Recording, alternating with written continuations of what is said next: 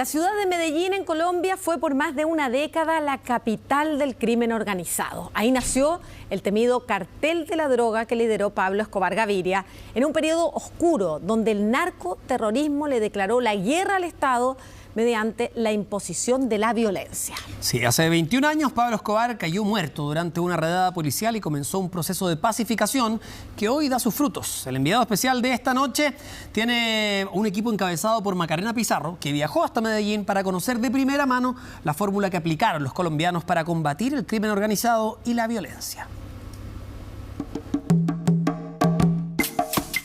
Medellín, la tierra de las flores y de la eterna primavera. Ciudad innovadora, de gente respetuosa y alegre. Uno de los destinos turísticos más visitados de Colombia, pero que por años fue sinónimo de violencia, narcotráfico y muerte. Llegó a tener un promedio de 20 asesinatos al día y la más alta tasa de homicidios jamás registrada en el mundo. Sin embargo, hoy, en barrios que antes fueron impenetrables, los turistas se sienten seguros. En 1991, Medellín llegó a ser la ciudad más violenta del mundo. Hubo ese año más de 6.000 asesinatos en el marco de la guerra entre el Estado colombiano y Pablo Escobar. Pero hoy los habitantes de esta ciudad hablan con orgullo de un proceso de transformación que logró reducir en un 97% el nivel de homicidios y que tienen a este lugar convertido en un polo de atractivo turístico. ¿Cómo lo hicieron? Lo vemos en este reportaje.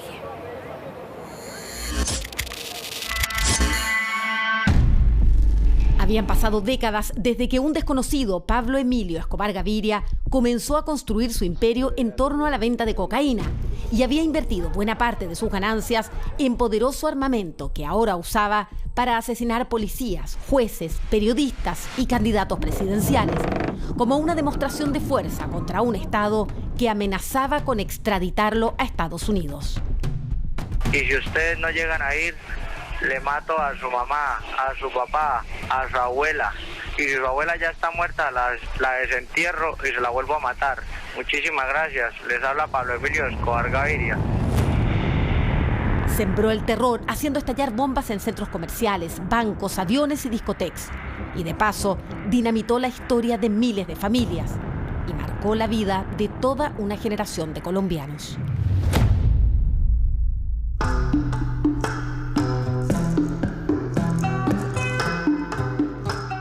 Entonces tenemos a don Pablo.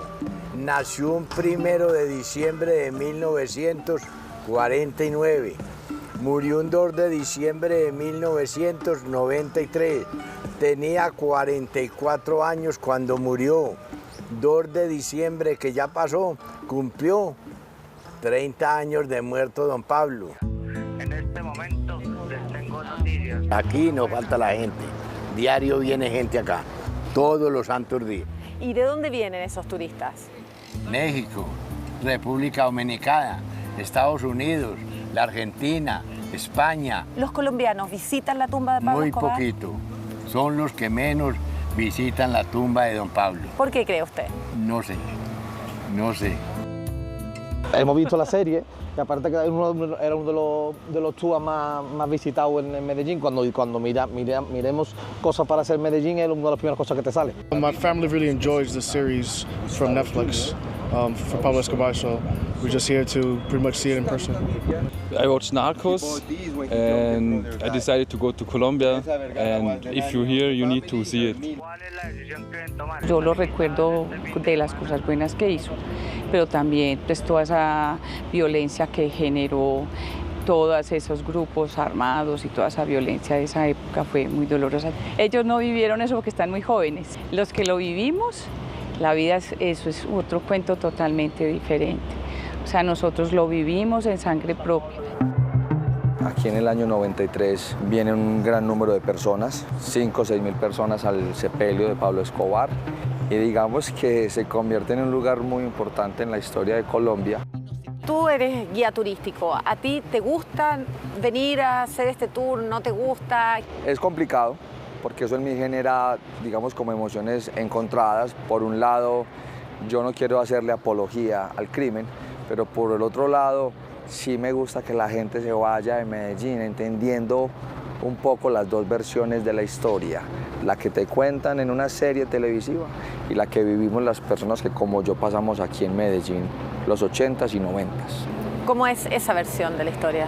Esa versión es una versión llena de miedo, es una versión llena de temor a diario, y lo más triste es que en algún punto de esta historia empezamos a normalizar la violencia en Medellín, que es ahí cuando vos ya decís, esto es insostenible, ¿cierto? Tener días como en el 88 de 6 explosiones, de 6 carros bombas, y escuchar gente decir, bueno, explotó uno más, ¿qué más le vamos a hacer?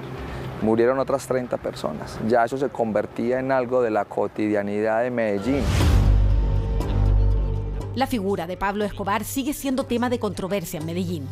Todos conocen a algún amigo o un familiar que murió producto de la violencia, pero en las calles se encuentran souvenirs con su rostro y grafitis que lo recuerdan. Incluso hay un barrio que lleva su nombre. El origen del barrio Pablo Escobar es la prueba de cómo, en ausencia del Estado, en los lugares más pobres, se abre espacio para el crimen organizado. En 1984, cientos de familias quedaron sin casa producto de un incendio. Ante la falta de solución por parte del gobierno colombiano, fue Pablo Escobar quien les prometió una casa y construyó aquí 400 hogares.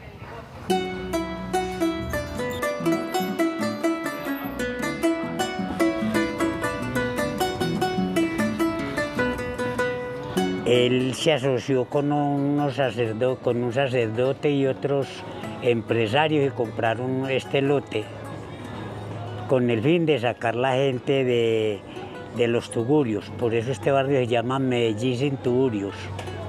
Ese es el nombre que Pablo Escobar le puso a este barrio, pero ustedes le cambiaron el nombre. Sí, porque no, para nosotros sigue siendo Pablo Escobar el barrio.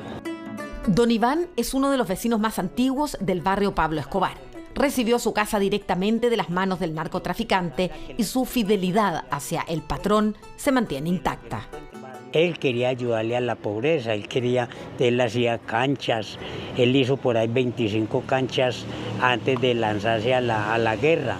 Pero también hay otra cara de Pablo Escobar, la cantidad de gente que murió en esa época. Sí, murió mucha gente por culpa de él, pero a él lo atacaban. Y como a él lo atacaban, él se tenía que defender. La figura de Pablo Escobar como el Robin Hood paisa aún se mantiene en algunos rincones de este barrio, sobre todo en los habitantes de mayor edad. Pero las nuevas generaciones tienen otra visión. Ellos quieren recibir turistas, pero no que vengan buscando el morbo del horror del pasado, sino que quieren mostrar su trabajo comunitario, los talleres que hacen a los niños, sus iniciativas de reciclaje.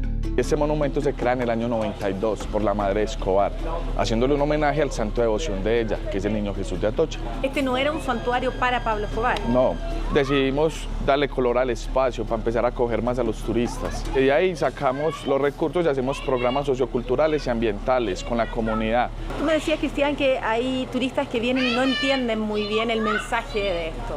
Ah, bueno, ¿qué pasa? La gran mayoría de turistas vienen es por el tema de las series y el marketing a su personaje. Entonces, la idea es que la gente venga acá y conozcan un poco la realidad, quitar esa realidad ficticia que les vende las series, conocer un poco lo positivo que el hombre hizo, pero sin desconocer lo negativo y que a la final se tome la historia de aprendizaje. ¿Y cuál sería ese mensaje de aprendizaje? Que Escobar no es una persona referente a seguir. Por eso, frente al mural de Pablo Escobar, pintaron otro graffiti en un acto de reconciliación. Esos dos personajes que ustedes ven allá es el hijo de Pablo Escobar con el hijo de Rodrigo Lara Bonilla, el ministro que Escobar manda asesinar. Entonces son dos jóvenes que están predestinados para ser enemigos, se conocen y se vuelven en grandes amigos. Y entre los dos trabajaban haciendo conferencias sobre el perdón, la paz y la conciliación.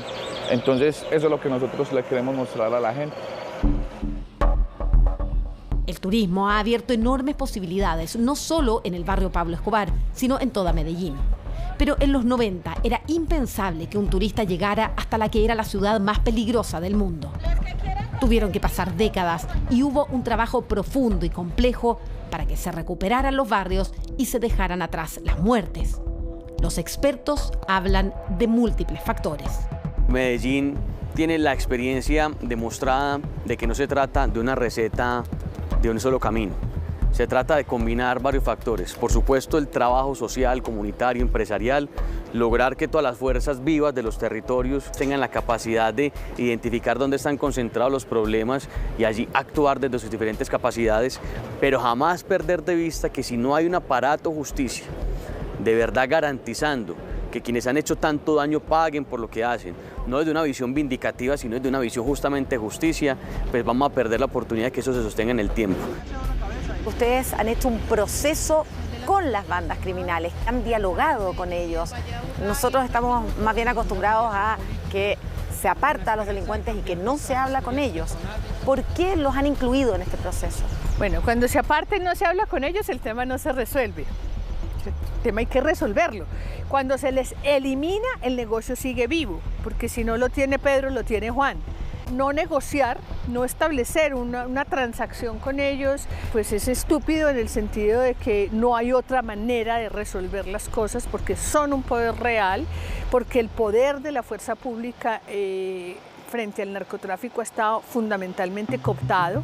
El trabajo en general del sistema de justicia y policía es insuficiente si se tiene a mucha gente arrinconada socialmente, sin oportunidades, porque eso de todas maneras va derivando potencialmente en delincuencia. Este periodista es también una de las personas que más sabe de Pablo Escobar en Colombia.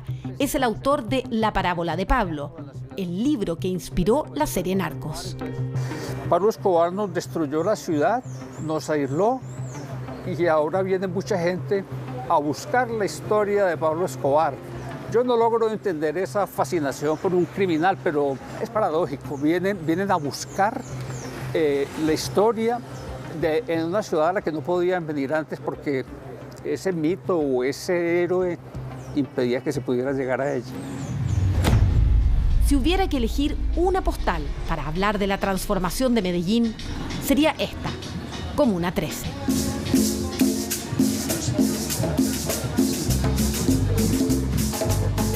Junto con el surgimiento de un fuerte movimiento cultural, llegó esta intervención urbana revolucionaria, las escaleras mecánicas de Comuna 13. Ahí donde las casas estaban prácticamente una encima de la otra y los callejones eran escondite perfecto para el crimen, se abrió paso a las escaleras mecánicas, se regularizaron los títulos de dominio, se llevó luz, gas y agua para todos y fue el principio de la transformación. Las escaleras mecánicas de Comuna 13 reemplazaron cerca de 400 escalones que los habitantes de este lugar tenían que subir a diario para llegar a sus casas. Pero estas escaleras son mucho más que escaleras. No solamente unieron a los habitantes con el resto de la ciudad de Medellín, sino que se transformaron en un polo de atracción turístico, porque es muy raro ver una escalera mecánica en la mitad de un barrio y no en un centro comercial. Pensó cuando era alcalde que hacer esas escaleras mecánicas, que eran para darle conectividad a la gente que vivía en el cerro, iban a transformar un barrio probablemente en el más visitado de todo Colombia. Claro que para eso las hicimos, pero surgió algo que sí no esperábamos y fue esa masividad de lo que ahora ya es una categoría, se llama turismo social.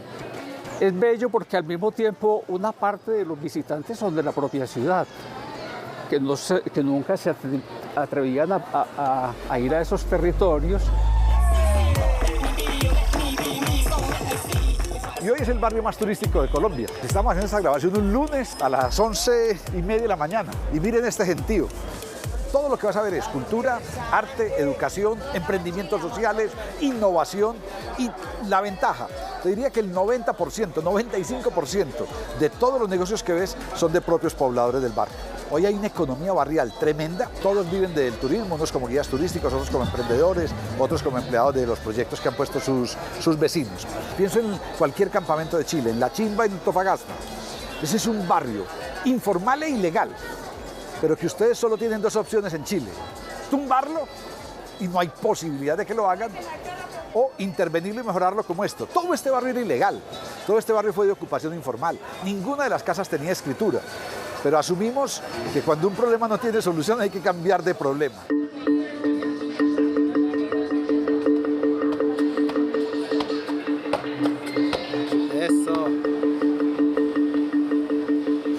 pobreza de esa casa. Y lo público le construye la banca. Esa banca es construida por la alcaldía, en su espacio privado. ¿Cómo será la pobreza que no tiene ni ventana? Para mí esa ventana es como una luz de esperanza. Ese marco, algún día tendremos una ventana. Y eso yo creo que es lo que hemos hecho en general en Medellín con los barrios. Creamos ventanas de oportunidades. Las oportunidades que no cree la empresa privada, las oportunidades que no cree el sector público, las crean los criminales. Aquí llevamos 3 horas en el barrio. ¿Cuántos policías has visto, Macarena? Ninguno. Ninguno. Y estamos en el barrio que fue más peligroso en todo el país, el más duro, de guerrillas, de paramilitares, de bandas criminales. Hay bandas criminales, sí, hay delincuencia, sí, pero no ves un policía. Colombia ensayó la militarización, la ocupación militar, los helicópteros artillados. Hay que trabajar con un concepto de seguridad distinto, con otro paradigma. En 1991, Medellín llegó a ser la ciudad más violenta del mundo, pero desde entonces hasta hoy ha logrado disminuir en un 97% las muertes violentas. Esa es la cifra que Medellín muestra con orgullo. Catalina, Maca, un placer. Hola, ¿cómo estás? Mucho gusto. Bienvenida acá a Medellín, a la tierrita de las flores y a la Comuna 13. Estamos acá ya en la entrada principal del Grafitour. Eso es un recorrido histórico, político y cultural que nace para mostrar diferentes expresiones urbanas, pero también para contar ese lado doloroso de la historia. Bienvenido a mi distrito. Ella es Catalina, conocida como la fiera en el mundo del hip hop. Será nuestra guía del Grafitour. Aquí se ve el arraigo de la tierra, el desplazamiento que muchos campesinos, indígenas y afrocolombianos han tenido que salir con su ropa puesta y tener que buscar entre las montañas algún lugar, un refugio para invadir, para poder volver a echar raíces. Los días oscuros de Comuna 13 contrastan con el ambiente festivo de los turistas en las calles y los colores de sus muros. Pero ahí está grabada esa historia de dolor que ellos se empeñan en recordar. En el 93, las milicias urbanas asesinaron a mi papá y mi hermano. Y eso conllevó a que mi mamá muriera de una depresión. Entonces quedé solo con mi hermanita. ¿Quedaron ustedes dos? Solamente. ¿Cuántos años tenías tú? 8 años. ¿Y cómo sobreviviste a un trauma tan grande? Yo conocí pues al rap y con eso empecé a sobrevivir con una grabadora y cantaba en los buses. Así como todos los cerros de Medellín, Comuna 13 se pobló a partir de las invasiones. Tomas, y eso significó precariedad, falta de servicios básicos, ausencia de Estado. Y ahí el control lo tomó la guerrilla. Eso acá era el matadero de las guerrillas. Como puedes ver, toda la vista periférica da un punto estratégico y eso era pues un lugar muy dramático. Las personas veían alrededor la muerte a cualquier hora del día y los niños eran los encargados de darle finalidad a esos crímenes de odio. ¿Hacían acá las ejecuciones para que las viera todo el barrio? Para que las viera todo el barrio. Y así sirviera de amedrentamiento. Para que las personas hicieran lo que las guerrillas querían que hicieran. Fue en el año 2002 que el Estado colombiano decide retomar el control de este barrio, el que había sido cuna de los sicarios de Pablo Escobar. Y para eso desarrolla una serie de intervenciones militares que hasta hoy se recuerdan con horror. La peor, Operación Orión. Era la madrugada del 16 de octubre y Catalina despertó con el ruido de los helicópteros y los tanques.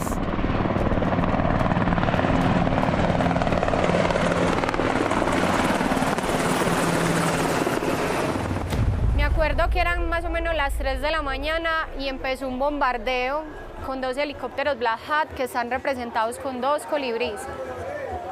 Los disparos eran constantemente muy fuertes porque las balas de los helicópteros son balas calibre .50 y fuera de eso habían paramilitares trabajando con militares, habían tanquetas de guerra, los heridos los sacaban en sábanas y en cobijas.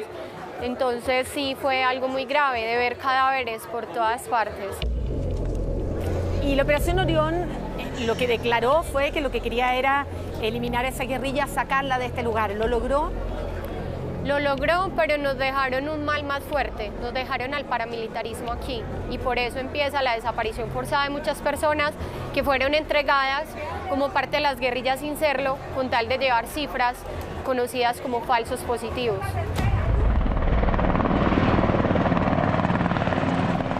Socorro Mosquera es una de las habitantes más antiguas de Comuna 13. Esa Orión todavía me duele el alma, la llevo en la sangre. A veces mi subconsciente me traiciona cuando escucho un helicóptero muy bajito. Entonces ya yo recapacito y yo no pasa nada. Cualquier chico, cualquier persona señalaba al otro. Entonces que era guerrillero. Yo fui señalada como guerrillera por un niño de 9 años. Entonces fui detenida, retenida y secuestrada. Desde todo el mundo viene gente a escuchar su historia. Esa que cuenta que con un pañuelo blanco logró detener las balas de la Operación Mariscal para poder sacar sus muertos y llevar los heridos hacia los hospitales. Me acuerdo que yo empecé a gritar consignas de ruta pacífica. ¡Cese al fuego! Pero duro. Yo me desgarré y grité y le doy gracias a Dios que cesó el fuego, que continuó, pero cesó el fuego en el momento que queríamos que mucha gente saliera, que muchos muertos recogieran, sin saber que íbamos a salvar muchas vidas con un pañuelito blanco. Y para mí un pañuelo es súper importante. ¿Me lo llevo entonces? Sí, te lo llevas. Ahí está. Gracias, Socorro. Sí. Muchos recuerdan cómo uniformados, que ahora se sabe eran militares y también paramilitares, iban señalando gente y los acusaban de ser parte de la guerrilla. Muchos de los detenidos no volvieron. Las fotos que vamos a ver acá son fotos reales, 100% de lo que vivió la comuna antes, durante y después de la Operación Orión. Cómo hacía la comunidad para llevar sus heridos era por medio de sábanas y cobijas. Esta personita que ellos llevan ahí es un niño de 14 años, él vivía en la parte alta. Él, cuando escucha uno de los helicópteros, le apunta con el palo de la escoba. Nos imaginamos que el del helicóptero cree que es un arma de verdad y le apunta con una bala .50 y lo parte en dos.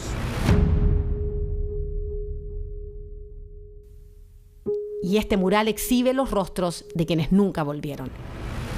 El 26 de octubre del 2002 desaparecen a mi papá a las 6 de la mañana.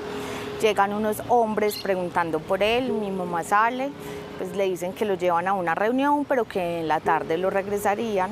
¿Cuántos años tenías tú? Tenía 13 cuando pasó eso. ¿Y tienes recuerdos? Sí, yo todavía me acuerdo de esa última mirada y recuerdo que como nos paramos en la puerta, él nos miró hacia lo lejos y nos dijo como tranquilas y ya. Eso fue lo que recuerdo. Esa somatización de ese dolor, de esa tristeza, de esa ausencia, hace que las personas se enfermen y mi mamá le da un cáncer y hace 3 años fallece. Entonces ahí es donde uno dice, la guerra no solamente acaba con la persona que asesinan, sino también con una familia. Ahí entendí que la guerra me había quitado mi familia. Alejandra sigue buscando a su padre y a través del colectivo Mujeres Caminando por la Verdad a los más de 100 desaparecidos solo en este barrio, producto de esta guerra. Yo me prometí cuando mi mamá se murió que nadie más iba a morir sin saber de su familia.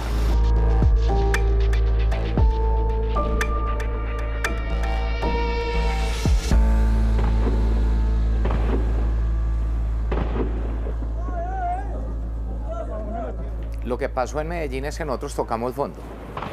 Llegamos a tocar fondo. Fuimos la ciudad más violenta del mundo en 1991. Esa fue la herencia maldita del narcotráfico y de Pablo Escobar, que fue dejando además una cultura de ilegalidad. Una historia que después de 30 años los colombianos están logrando superar.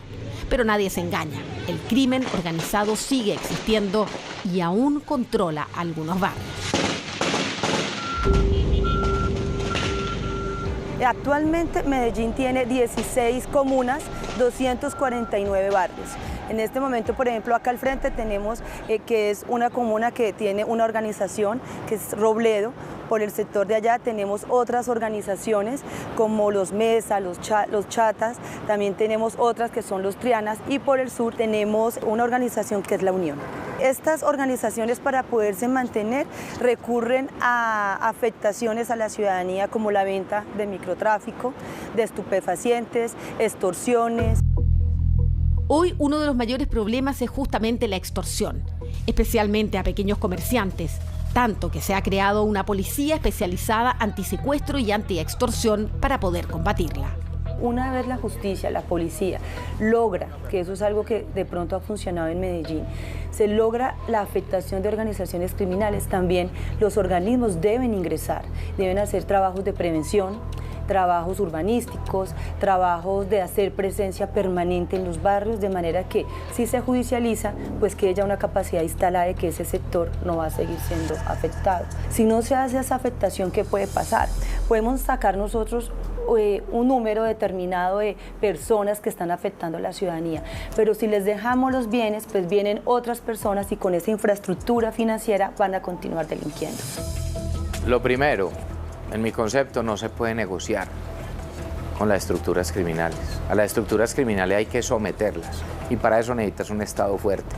¿Por qué? Porque ninguna sociedad puede depender de la buena voluntad, entre comillas, de los criminales. Entonces hacen pactos, bajan homicidios, pero el control territorial lo siguen teniendo ellos. ¿Por qué? Porque siguen extorsionando, porque siguen reclutando niños, porque siguen generando desplazamiento. Eso es muy grave y muy delicado. Nunca le crean a un criminal. Para eso están las leyes, para eso está la justicia. Hoy en las calles de Medellín se siente tranquilidad, pero nadie canta victoria. Saben que es una tarea permanente. Vienen saliendo de una alcaldía de 4 años, que muchos califican como corrupta, y a la que responsabilizan por un retroceso en la senda que llevaban. Y a la vez están enfrentando nuevos problemas que han llegado con el turismo. Está claro, el crimen no es un problema resuelto y en Medellín todos lo saben, aunque valoran el enorme avance que han hecho hacia la paz, pero no ocultan su historia. Está ahí. El oscuro recuerdo del pasado aparece en los muros en medio de la música y los colores. Está en su Museo de la Memoria, en las fotos de los que faltan expuestas en plena calle, en los monumentos y en los grafitis que muestran a cada turista. Porque sienten, dicen, la responsabilidad de contarle al mundo lo que ellos vivieron para que nadie lo repita.